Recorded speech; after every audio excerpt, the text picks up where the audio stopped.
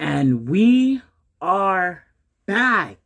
I got a little upgrade. As you can see the mic. Y'all hear me well? Y'all hear me? Y'all hear me? It's okay? Alright. So, I haven't done like a video like this in a minute. And I'm getting back into it because he have been posting. And I literally have like not watched him. Like, I have not watched him since I did my last reaction. So we're getting back into it. If you don't know what I'm talking about the Alex Bale SpongeBob conspiracy theories. I was doing it like a minute ago, like a while ago, like last year, and then I stopped. I don't know why I stopped. I got too busy with a whole bunch of other stuff. But I'm coming back into it because he had been posting. I have not been watching, so it's a good time to just go through and just watch all the stuff that I missed and react to it. And yeah, getting back into it. So let's just get started. Let's just get started. I'm gonna be right here, and the video gonna be right here. So yeah, let's just yeah. So the continuity with King Neptune is a bit of a mess. Okay. There are two different King Neptunes. There's a King Poseidon. There's 3 different royal palaces. 2 of them are called the City of Atlantis, but there's also a third unrelated City of Atlantis. It's confusing to say the least. But there is actually a way to explain how all of this is intentional and connects together. This is a story of power, deception, and betrayal. This is the Neptune Theory. Alright, let's go.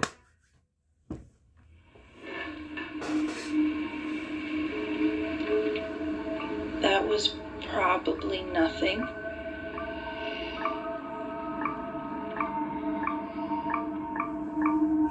There's no tension, the pacing is slow, it fundamentally fails as a film. Alex, go back to making SpongeBob Theory videos. No one wants to see your awful horror films. I've been your host, the one and only cynical critic. Oh, why he say that?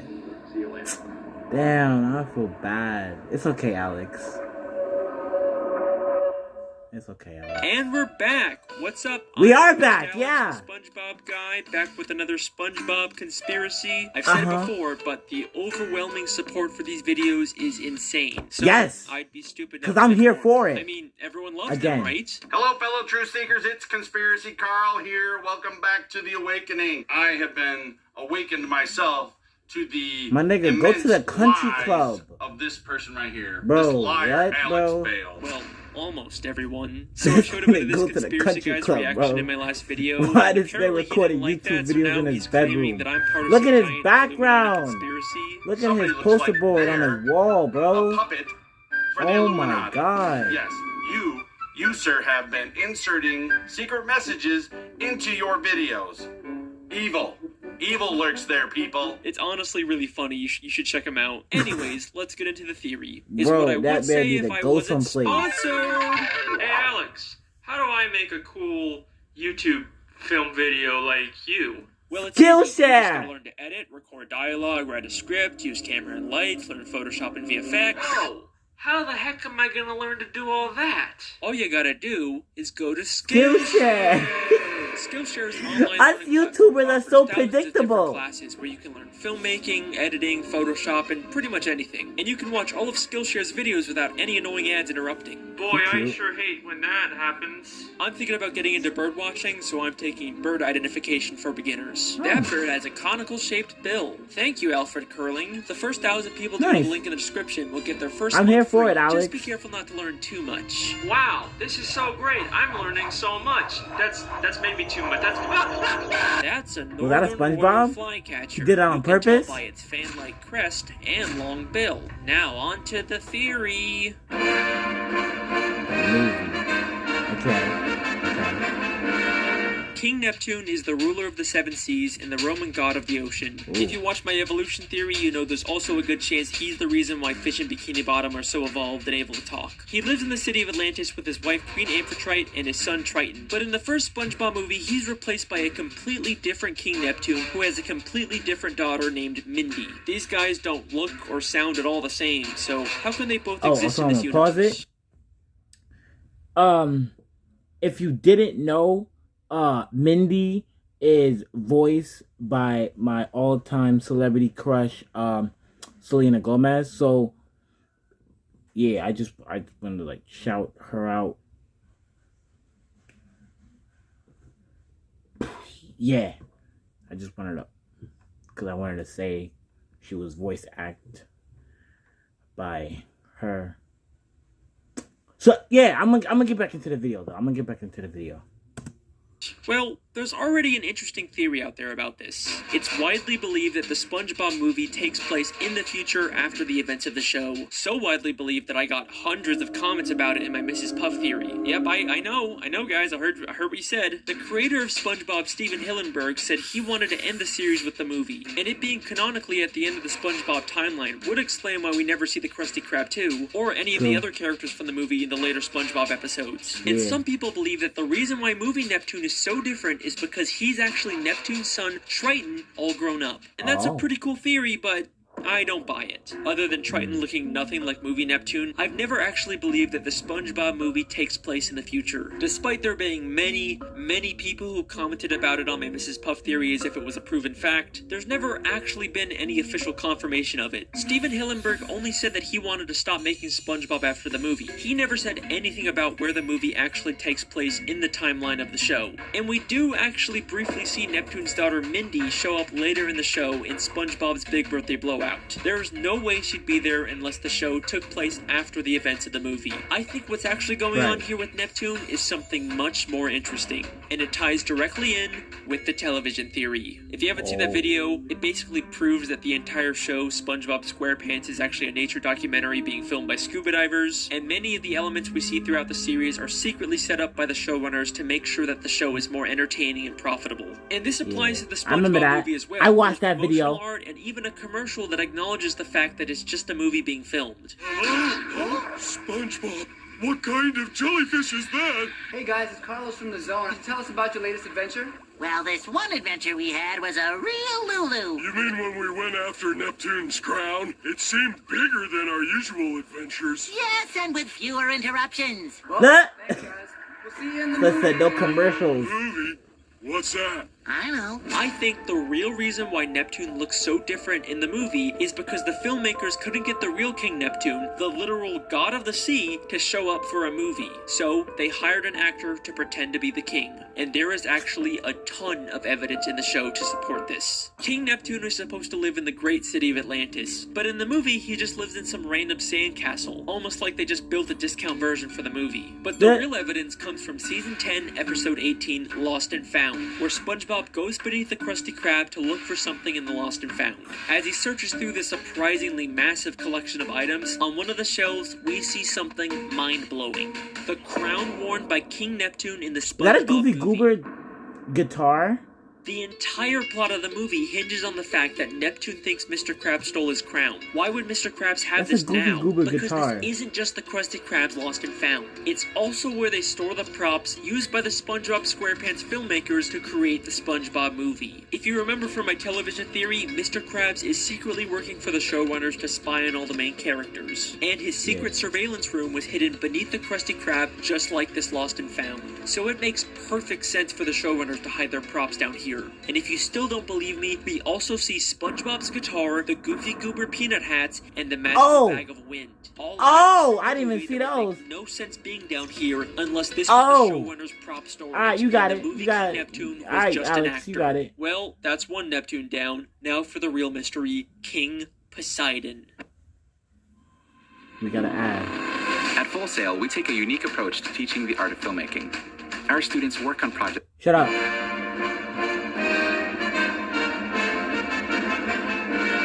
In the third SpongeBob movie, Sponge on the Run, the King of the Sea is yet again replaced by a new character, King Poseidon, the Greek god of the ocean. He actually does live in the city of Atlantis, except instead of the ancient royal architecture, it's a giant casino designed to make money. It'd be easy to say that these are just two separate kings that rule different areas of the sea, but they both claim to be the ruler of the seven seas. So how can two different characters both be the king of the same seven seas? The answer to that question actually has to do with a place called Camp Coral. Throughout the third SpongeBob movie, we keep cutting back to flashbacks of a younger SpongeBob and all the other characters when they all went to summer summer camp together. This was all to set up a spin-off show called Camp Coral that followed these younger characters. Now, at first, I just wrote the show off as SpongeBob following the trend of making older characters younger to appeal to a younger demographic. It's been done before, and it's never very good. They also completely contradict the continuity of the main show by having characters like Sandy and SpongeBob meet as kids when we know they actually met as adults in the main show. Yeah. Look, I am having a hard enough time figuring out this show's continuity on its own. I do not need another show full of contradictions to make it even harder. But the creators actually did something very clever to make the continuity work. The 7th episode of Camp Coral ends with one of the biggest plot twists I've ever seen from the show. So in this episode, SpongeBob actually discovers the Krabby Patty secret formula way before it was supposed to be created by Mr. Krabs. But at the end of the episode, it gets accidentally destroyed by Sandy, and then we get this mind-blowing scene. This is Little Cheeks calling Big Cheeks. Come in, Big Cheeks. Over. Affirmative, Little Cheeks. This is Big Cheeks receiving you from the future. How are things going in the past? Your plan worked perfectly. The formula burned up before Mr. Plankton could nab it. Now it can be safely rediscovered in the future. I knew sending you to Camp Coral was the right thing to do. Over and out. Bye, future me. Ha. Mission accomplished, timeline preserved. Now everything can continue just the way it's always been. What the? Okay. Okay. Wait.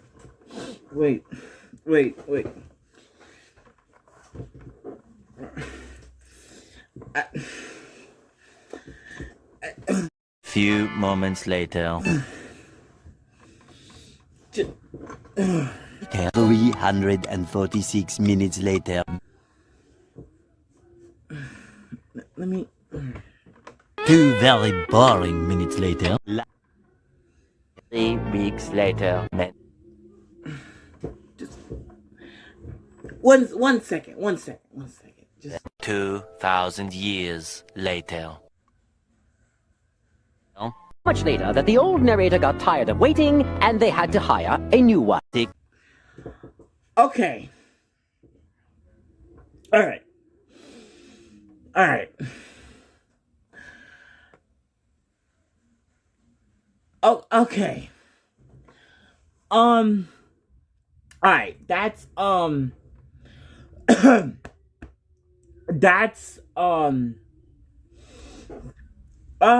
wow.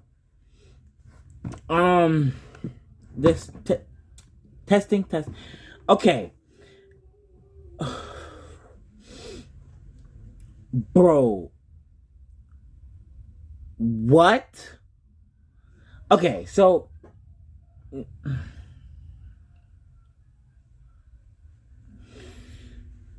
a guy, me, who loves Marvel, that because Marvel is going into multiverse and timelines, you know, with that scene in Infinity War and stuff like that. And then you got timelines all jumbled up together. I'm kind of seeing where they went with this. The only problem is with the Marvel, like, you go back in time, you know, and you do over what happened in the past, it will create a new timeline where, you know, it will create a new timeline. But this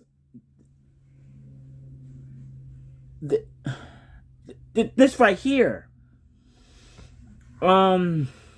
it's how like, I don't understand. Like, they're literally talking through a radio, and yet the radio that's made out of wood, and yet they're talking to each other, the same person. They're the same person, And one is talking to the future, their future self, and the other is talking to the past self. And yet, the universe don't implode in on itself. What, bro? Alright, you know what? I'm just gonna keep watching the video. My brain can't wrap around this right now. I was not ready for this. I was not ready for this. I was not. Okay. Let me continue watching this. Let me continue watching this. So Sandy used time travel to send her past self to Camp Coral so that she could make sure the Krabby Patty formula didn't get discovered before it was supposed to. They actually figured out a way to make this messed up continuity make sense. Don't you dare tell me the show doesn't care about its continuity. Can I also just say that this scene lines up perfectly with my television theory? A major part of that theory is that Sandy is actually a spy working for the showrunners and is secretly making sure everything stays on track. And then what do we see a month after I post my theory? Sandy secretly manipulating everyone to keep the show on track. Just gonna give myself a little pat on the back there. But enough gloating. What does any of this have to do with King Poseidon? Well, this proves that Camp Coral and the movie that sets it up are in an alternate timeline. The events that have taken place in the show are not the same events in this movie. The continuity errors like Sandy and SpongeBob meeting, or Poseidon being the king of the sea instead of Neptune, can be explained by this shift in the timeline. So there you go. King Poseidon and King Neptune are from completely separate timelines. That's why we never see any reference to King Poseidon in the show. And that is the Neptune theory. Huh, I mean that wasn't so hard. I guess I'm done here. Neptune stirred up quite a gale tonight. He must be mad about something. That's silly. Everyone knows Poseidon is ruler of the undersea. Everyone knows Poseidon is ruler of the undersea. Why can't anything ever be easy?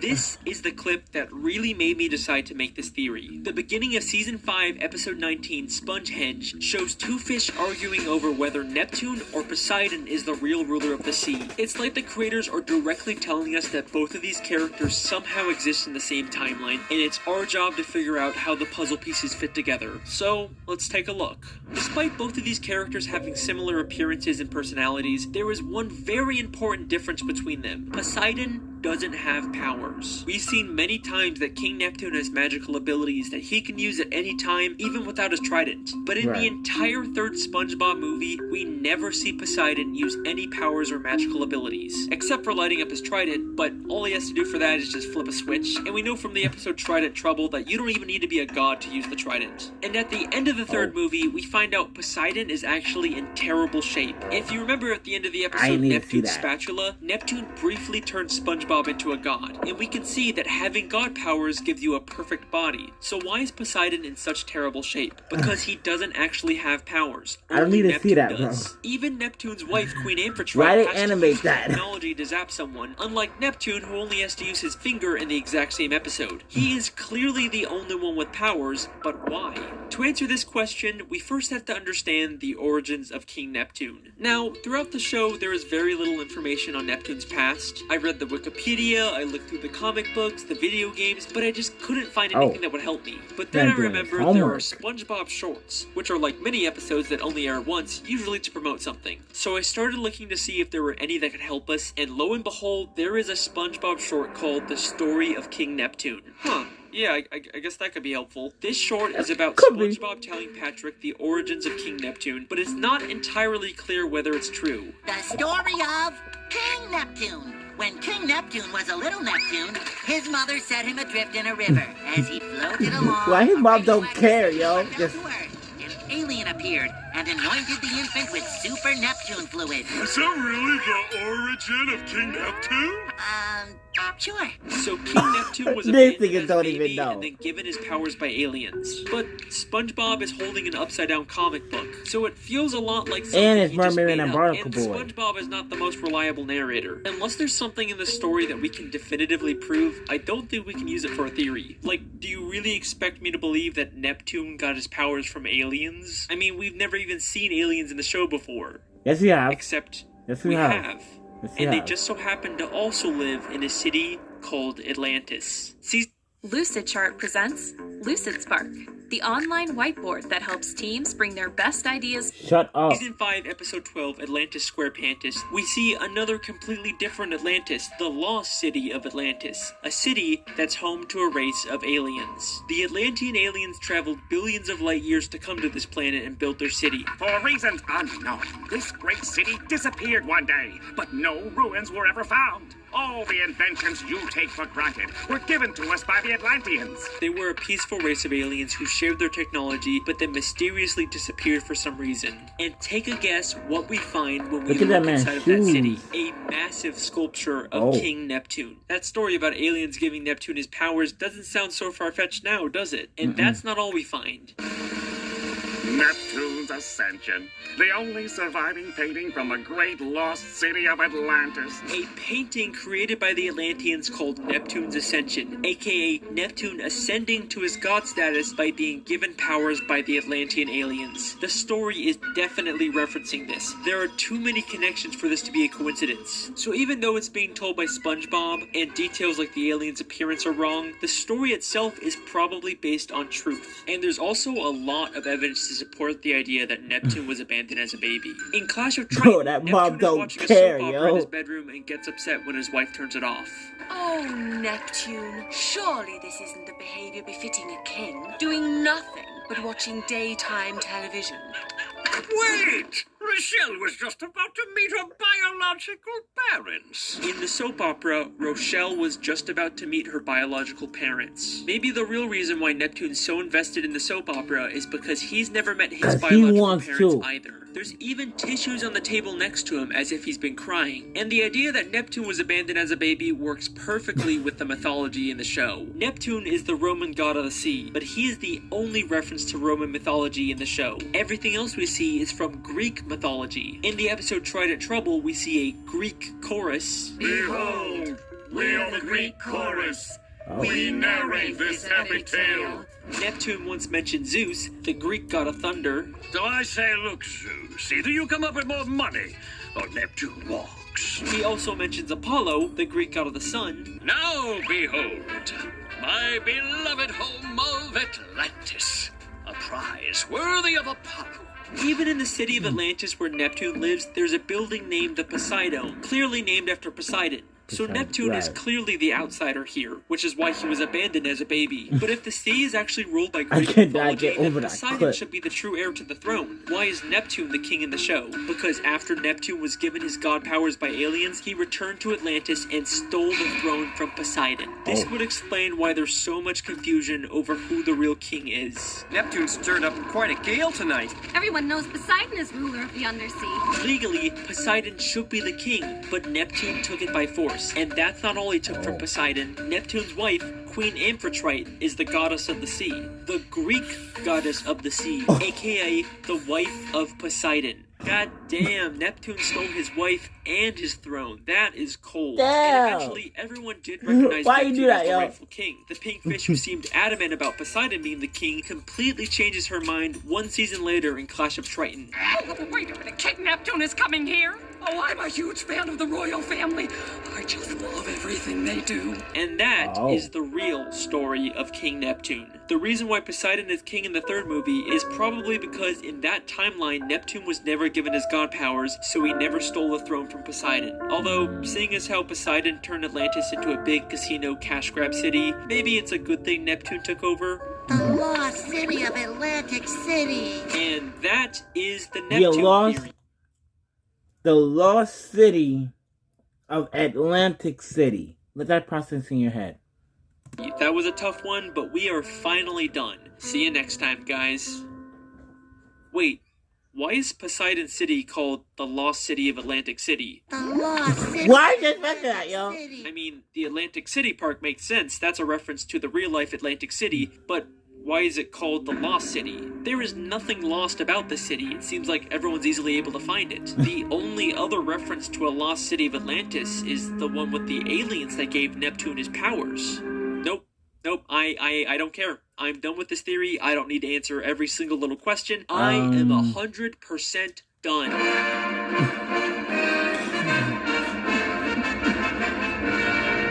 Fine, okay? One more quick part just to tie up all the loose ends, and then I am done. Alright, here we go. So we know before the Atlantean aliens mysteriously disappeared, they shared their technology with the creatures of the sea. I think the self-proclaimed gods of the sea got their technology, like tridents and their other weapons, from the Atlantean aliens. In fact, the Atlantean guards even use golden tridents as their weapons. That's why the gods named their city Atlantis, to pay tribute to the Atlanteans that gave them their technology. But all of that changed when Poseidon became king of the sea. He betrayed the Atlanteans and used their own weapons against them to conquer their home and turn it into a casino city. That's why Poseidon City is called the Lost City, even though it's not lost. It's referencing the Atlantean city that was conquered by Poseidon. And the reason why the Atlanteans gave god powers to some random abandoned baby in the main timeline was so that Neptune could take the throne from Poseidon and prevent him from conquering the alien city. And the reason why the Atlantean city mysteriously disappeared was because they hid it so no one could ever try and conquer them again. And that is the Neptune theory. I am done. Okay, that's another one done. Thank you so much for watching. I've been your host, Alex. We've got more on the way. I'll see you next time. Hey, listen, that theory was awesome. You know, I don't know how you keep coming up with these, but I mean, they're great.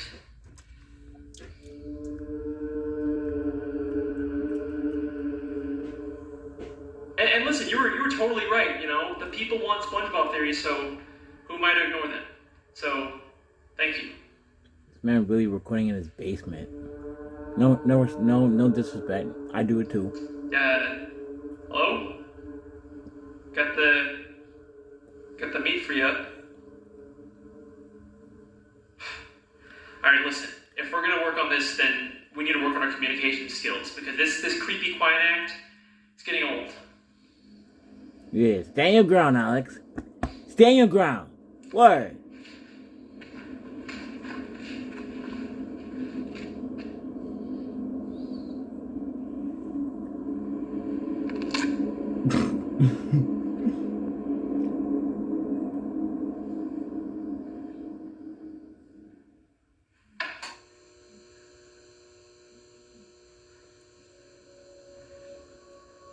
Oh.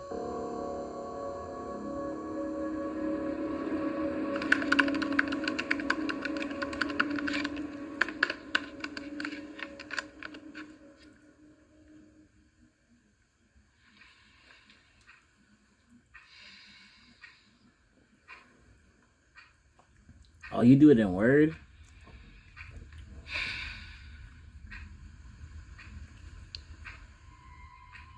Venom.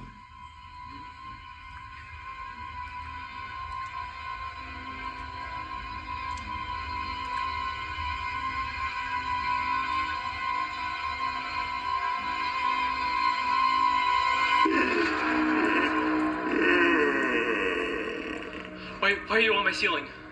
My boy, you have done well. But if we are to continue our work, I will require something more.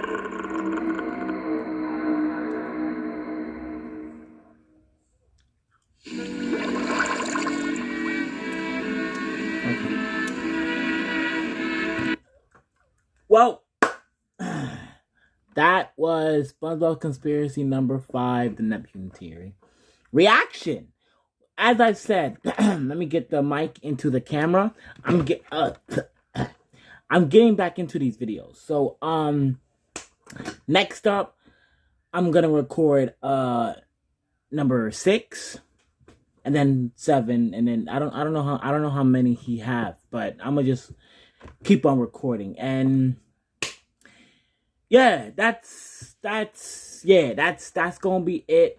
I like how he got like the little Venom symbiote up on top, like in his house. That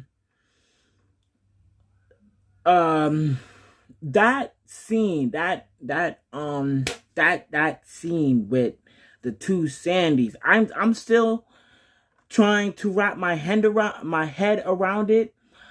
I'm going to, hopefully. I'm not like Alex. I can't, I'm not big brain smarts like him. But if you don't know, I'm kind of like doing the same thing what he's doing, but like instead of SpongeBob, I got like I'm doing like the Marvel stuff, and I'm throwing my theories around that, so I could kind of see like where he's going with this. So, I would like to collab with him. I'm gonna finish like the conspiracies, but if he wanna like do another one, I'm down to collab with Alex Bale. I'm down. We're both theories. We're both theory guys. It could be cool. It could be dope. It could be, yeah. That's gonna be the end of the video.